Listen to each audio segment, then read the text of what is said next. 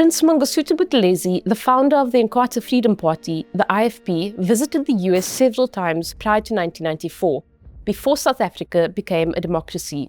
It turns out his visits may have been used by Apartheid South Africa's disinformation network, known as Stratcom, to create international antagonism towards the African National Congress, the ANC, which was on the verge of becoming the first ruling party of the democratic country.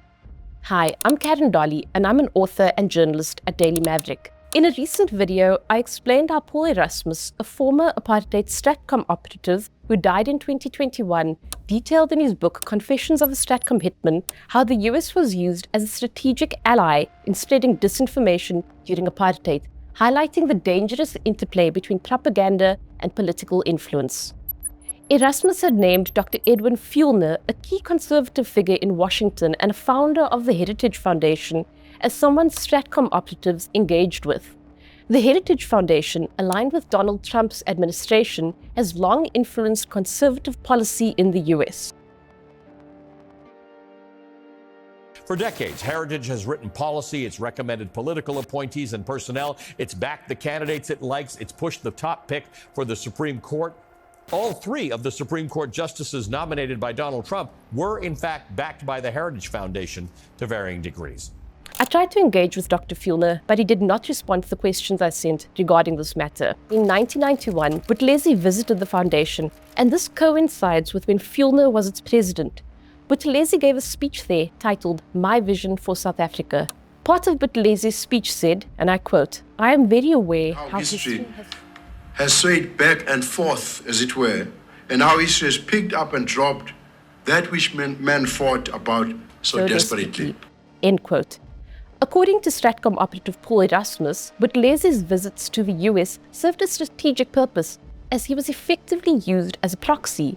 Erasmus stated, open quote, "Our anti-ANC message was designed to reach the White House itself as pro-IFP propaganda," end quote. He noted that another of Buthelezi's trips was beneficial because it allowed conservative Americans to see a black leader other than Nelson Mandela, whom they viewed as a threat to apartheid.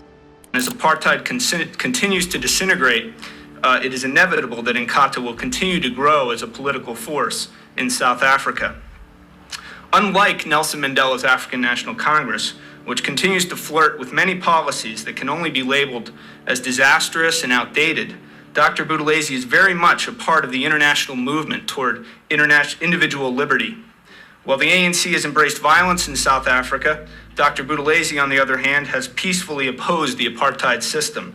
Buthelezi's visit was to former US President Ronald Reagan, who during his 1980s presidency appointed Dr. Fulner as a White House consultant. Here's footage of Reagan and Buthelezi meeting in the Oval Office in the White House in November 1986, as posted on the Reagan Library's YouTube channel on 26th of September 2017. Fast forward more than 2 decades, we know that other South Africans have visited the Heritage Foundation. In 2018, Kali Kriel and Ernst Stutz, both at the time representing AfriForum, a South African non-governmental organization focusing mainly on the interests of Afrikaners, were there to discuss land expropriation and farm killings. These issues are now central to Trump lashing out at South Africa, cutting off aid, and offering Afrikaners refuge away from claimed race-based discrimination. The South African government says Trump's acting on misinformation. On top of all that, a group from the Solidarity Movement, an umbrella body for a range of Afrikaans interest groups that includes AfriForum, visited the White House just now in February 2025. They said their White House visit was to ask that pressure be intensified on ANC leaders for policy change.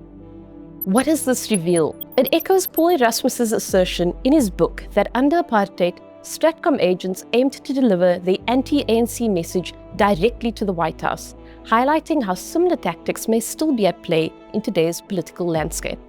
If you enjoyed this explainer, support our journalism by becoming a Maverick Insider. You'll find details in the caption below.